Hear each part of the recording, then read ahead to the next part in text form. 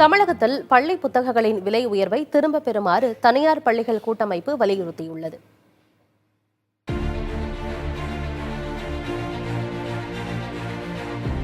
ஒன்றாம் வகுப்புக்கான பாடப்புத்தகங்களின் விலை தற்போது 550 ரூபாயாக அதிகரிக்கப்பட்டுள்ளது.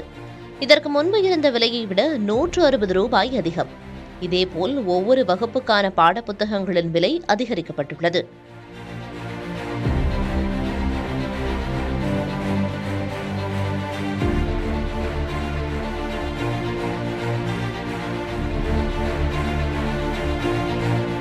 ஏழாம் வகுப்பு, 9ஆம் வகுப்பு மற்றும் 10ஆம் வகுப்புக்கான புத்தகங்களின் விலைகள் தலா 340 ரூபாய் அதிகரிக்கப்பட்டுள்ளது.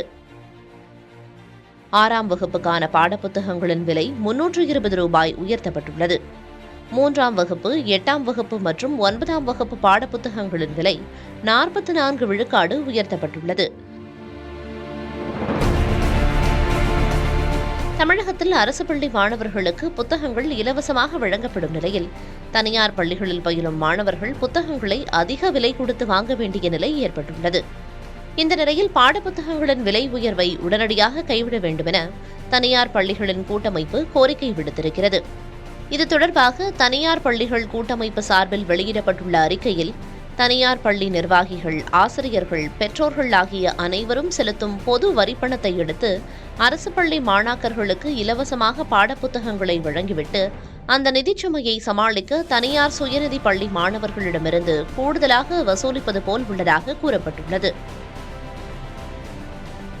காகித விலை மற்றும் அச்சுக்கூலி ஆகியவை கூடியிருந்தாலும் 5 முதல் 10 விழுக்காடு வரை விலையை உயர்த்தியிருந்தால் பரவாயில்லை. ஒரேடியாக 40 விழுக்காட்டிற்கும் மேல் விலையை கூட்டியிருப்பது வருத்தத்திற்குரியது என கூறப்பட்டுள்ளது. பாடநூல்கள் தயாரிப்பதற்கான செலவுகளை ஈடுகட்டவே விலை உயர்த்தப்பட்டதாக பள்ளிக் கல்வித்துறை அமைச்சர் அன்பில் மகேஷ் விளக்கம் கொடுத்துள்ளார்.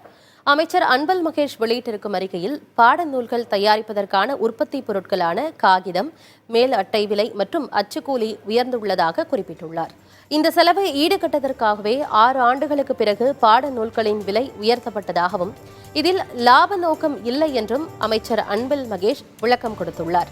3 ஆண்டுகளுக்கு ஒருமுறை பாடநூல்களின் விலை உயர்த்தப்படுவது வழக்கமான நடைமுறைதான் என கூறியுள்ள அவர், கடந்த ஆட்சியின் போது 2015-16ஆம் கல்வியாண்டில் 370%, 2018-19ஆம் கல்வியாண்டில் 466% விலை உயர்த்தப்பட்டிருப்பதாக சுட்டிக்காட்டியுள்ளார்.